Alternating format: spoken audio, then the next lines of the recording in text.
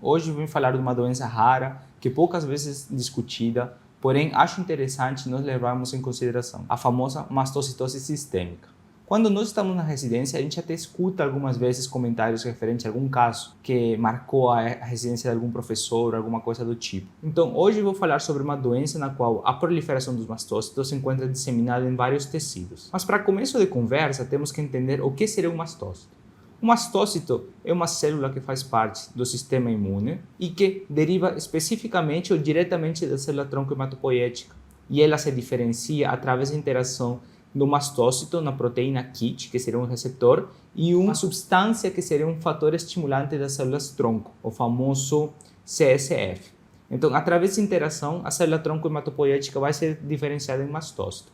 Mas qual que é a função do mastócito? Eu vou deixar uma imagem aqui de uma foto de um mastócito, eu vou deixar uma foto de microscópio e também uma foto de fotografia microscópica, para vocês entenderem. Um mastócito é uma célula cheia de grânulos que vai interagir, vai fazer parte de processos inflamatórios, basicamente processos alérgicos, né? Basicamente, eles regulam processos de vasodilatação, vão controlar um bom funcionamento dos vasos e também tem muito a ver com a parte da resposta imune perante a agentes externos, né? Nos quadros de patologia, nas doenças, quando temos uma proliferação de mastócitos, nós vamos ter quadros de urticária, quadros alérgicos e em formas mais severas teremos o quadro de anafilaxia. E para podermos definir mastocitose sistêmica, nós utilizamos alguns critérios, né? Então, para termos mastocitose sistêmica, temos que ter um critério maior e alguns critérios menores. Então, para mencionar, o critério maior, basicamente, são infiltrados multifocais de células de mastócitos, pelo menos 15 mastócitos agrupados em diversos locais, que têm algumas alterações morfológicas que já vou mencionar posteriormente. Dentre os critérios menores, aí a gente vai mencionar os achados de laboratório, né? Primeiro, temos a morfologia dessas células. São células fusiformes, que nas referências falam de spindle cells, são células compridas. Normalmente um mastócito normal é uma célula mais arredondada, cheia de grânulos. Nesse caso, temos uma célula esticada, com poucos grânulos, são algumas alterações displásicas. Posteriormente, se a gente olhar célula por célula, teremos através da citometria de fluxo um achado de marcador característico que é o CD25, que pode ou não estar acompanhado do CD2. Tem alguns trabalhos de revisão, grupos de citometria da Espanha, que fizeram levantamentos em grandes números de pacientes com mastocitose sistêmica e eles identificaram que na totalidade tinha presença do marcador CD25 e algumas vezes tinha marcador CD2 positivo, mas algumas outras não. CD2, lembrando o marcador do linfócito T. Depois que a gente passou da morfologia, fez um zoom e viu a célula, depois a gente vai partir para a parte de biologia molecular, né? Então, nesses casos, nesses pacientes, vamos identificar a famosa a mutação, né? Que seria, achamos a mutação no códon 816, então teremos a mutação D816V. E também um outro critério menor considerado são níveis alterados ou níveis aumentados de triptase, enzima que é contida dentro desses grânulos dos mastócitos. Só para deixar claro para vocês, aquela mutação que eu falei, a mutação D816V, é a mutação gênica que vai permitir a expressão da proteína KIT. A proteína KIT basicamente é o receptor no mastócito que vai interagir com aquele fator estimulante das células tronco que eu mencionei inicialmente. E uma anedota interessante é que esse oncogene ou esse gene KIT foi identificado pela primeira vez na década de 80 num gato que tinha algum tipo de mutação, algum sarcoma, alguma coisa do tipo. E quando foram investigar, acharam esse gene e daí que vem o nome de KIT, tipo Hello Kitty, sabe, de gato em inglês. Então essa é a anedota da origem da palavra. E algumas pessoas me perguntam ou podem se perguntar, e o que é o KIT? Basicamente, o que significa KIT? O KIT, na verdade, é um receptor de tirosina do grupo 3. São vários grupos, tem uma lista enorme de tipos de receptores de tirosina.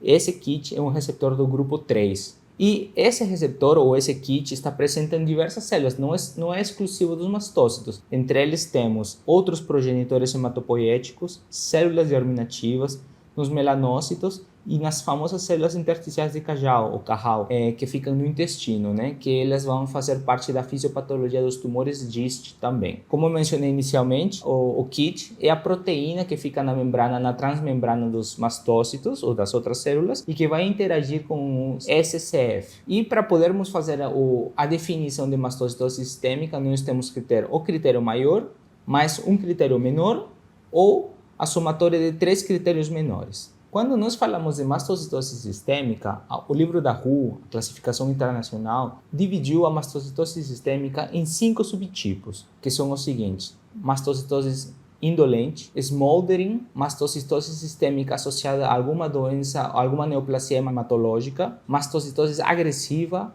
e leucemia e células mastocitárias. Como vocês imaginam, a forma indolente, a forma menos agressiva, se caracteriza por ter uma menor carga tumoral e geralmente está associada a maiores manifestações cutâneas. Já a forma smoldering tem um pouco de maior carga tumoral, né, maior presença de mastócitos, e já vai ter a presença de 2 achados do tipo B. Já mais para frente eu vou explicar que são esses achados tanto B como tanto C. No terceiro subtipo temos a mastocitose sistêmica junto com alguma outra neoplasia hematológica associada. Entre essas neoplasias hematológicas temos muitas vezes síndrome mielodisplásica, os famosos DMPC, a entidade síndrome mielodisplásica / MPN, leucemia mieloide aguda ou leucemia mieloide crônica. Tem algumas outras também do tipo linfóide, mas é mais raro. Depois temos o quarto subtipo, que seria a mastocitose sistêmica agressiva, na qual a carga de sintomas e a carga tumoral vai ser maior e já teremos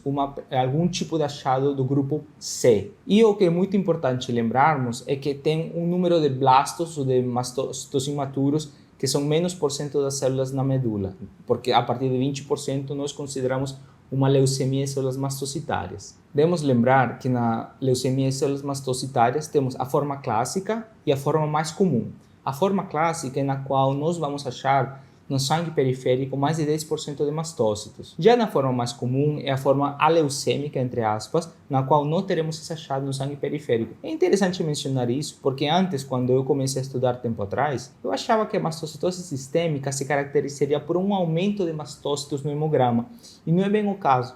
Você vai achar um aumento de mastócitos tanto na medula óssea como nos tecidos infiltrados. Às vezes, o paciente vai procurar o médico por outros sintomas, geralmente quadro alérgico, alguma coisa do tipo anafilaxia, enfim, crescimento de linfonodomegalia, alguma coisa do tipo, já vou mencionar os achados, e não é um achado que você pensaria encontrar no hemograma, e de fato você não encontra. Na hora que você vai investigar esse paciente, e talvez por algum outro motivo, você termina fazendo uma biópsia, aí que você vai encontrar um infiltrado importante de mastócitos. Eu mencionei que existiam alguns achados do tipo B e achados do tipo C. Quando nós mencionamos em B, a referência menciona B como pensando em burden, em carga tumoral, né? Eu vou ler aqui para não errar quais são esses achados tipo B.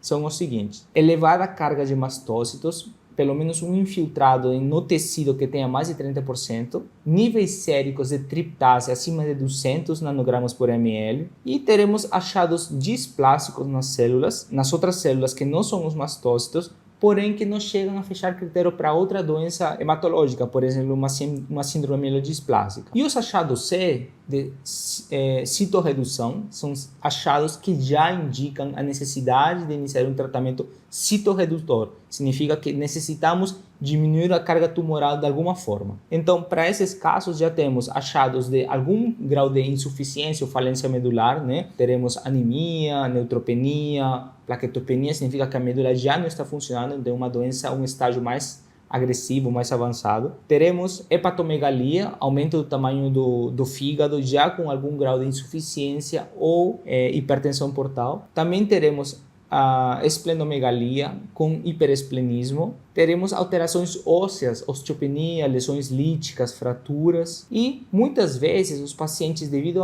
à infiltração do trato gastrointestinal, podemos ter quadros desabsortivos devido à infiltração no intestino. Uma coisa que eu não mencionei dentro do grupo de achados B, que são de burden, carga tumoral, são alterações tanto no fígado, tanto no baço, ou achados de aumento de linfonodos, porém que não caracterizam os achados C. Por exemplo, teríamos hepatomegalia, que seria aumento do fígado, porém sem insuficiência hepática. Teríamos esplenomegalia, que é aumento do tamanho do vaso, porém sem hiperesplenismo, né? E aí o que acontece? A mastocitose sistêmica é uma doença muito rara, é tão rara que eu não consegui achar nas referências a incidência anual da doença. Então, acontece que tem alguns centros muito grandes no mundo que eles conseguem fazer levantamento de pacientes, eles fazem algumas publicações. Uma das maiores publicações e maiores grupos de pesquisa está na Clínica Mayo, nos Estados Unidos, e eles fizeram um levantamento com 342 pacientes e eles estratificaram o risco de cada um dos tipos de mastocitose sistêmica. Sendo assim, a forma indolente de mastocitose sistêmica,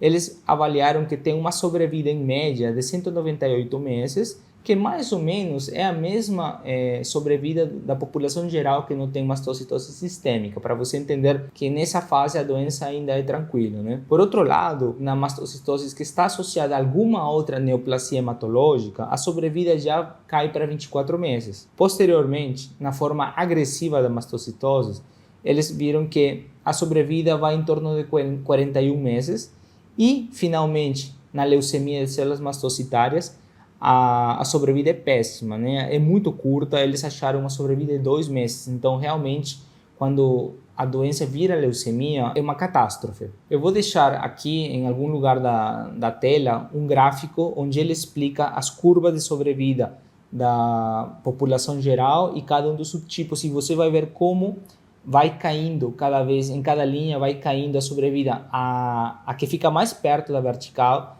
que é a sobrevida de 2 meses da leucemia de células mastocitárias. E o que a gente faz para tratar esses pacientes, né? É um pouco difícil e vai depender muito dos sintomas de cada paciente, porque muitas vezes você tem que entender que os sintomas são inespecíficos, tipo alergia, prurito, anafilaxia. Então, você vai ter alguns tipos de tratamento e vai depender de cada paciente. Primeiro, vamos oferecer suporte clínico, né?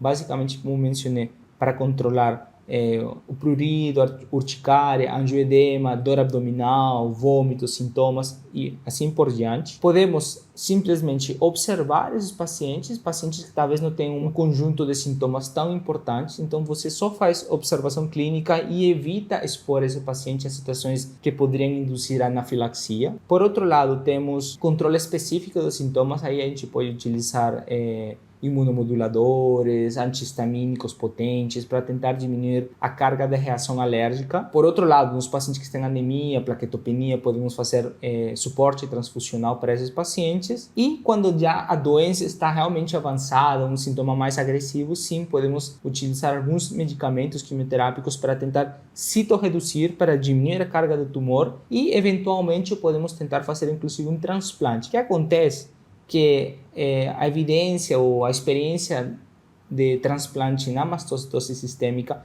é muito reduzida, é muito pequena, e na grande maioria dos trabalhos foram pacientes com mastocitose que tinham alguma outra neoplasia associada e basicamente foram transplantados por conta da evolução dessa doença. Então tem um viés muito grande porque não tem tanta evidência de forma geral e a pouca evidência que se tem basicamente com esse grupo, essa população específica, né? E o que a gente tem de medicamentos específicos para tratar esses pacientes? A gente falou um pouquinho da parte de suporte clínico, alívio de sintomas e assim por diante, mas também temos alguns medicamentos específicos, né? O primeiro deles e o mais utilizado nos Estados Unidos e aprovado pela FDA seria o midostaurin, que é um inibidor de tirosinquinase e basicamente é um tratamento que é utilizado como primeira linha, mas também pode ser utilizado como terapia de resgate e principalmente como terapia de manutenção naqueles pacientes que são submetidos ao transplante. Por outro lado, temos a cladribina, tá? Que também é uma terapia que pode ser utilizada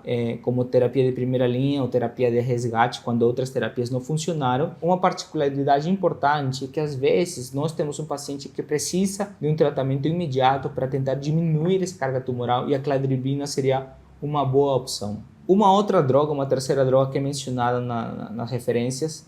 Aproveitando o momento, eu vou deixar na descrição do vídeo os links dos vídeos e material que eu utilizei para fazer esse vídeo, tá? O interferon alfa também é um medicamento que a gente tinha utilizado para outras doenças do grupo mieloide, né? LMC, trombocitemia essencial, que também pode ser utilizada para tratar ou para tentar controlar essa doença, mastocitose. E um efeito benéfico que esse medicamento tem, quando comparado com os outros, é que o interferon alfa tem a propriedade de aumentar a massa óssea dos pacientes, então por aí poderia ter um efeito também controlando a osteopenia, osteoporose e essas coisas, né? E finalmente, imatinib, que é um inibidor da tirosina quinase, é o mais famoso, já falei inclusive no vídeo anterior, sobre a LMC. Hoje em dia, se sabe que a imatinib tem seu papel principalmente nos pacientes que não têm a mutação D816V,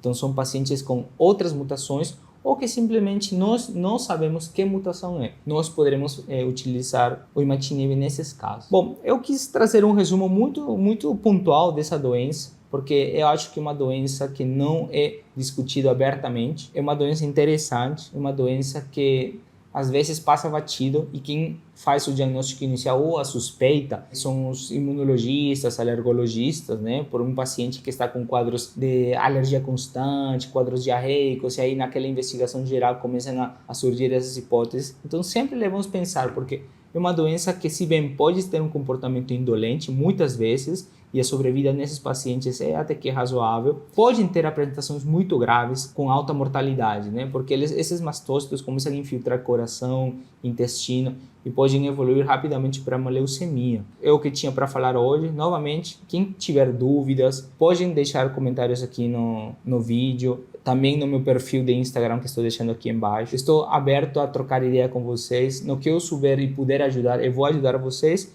E se eu não souber, eu vou ir atrás, vou tentar ler e novamente eu voltarei para explicar. Era isso, um forte abraço e até a próxima.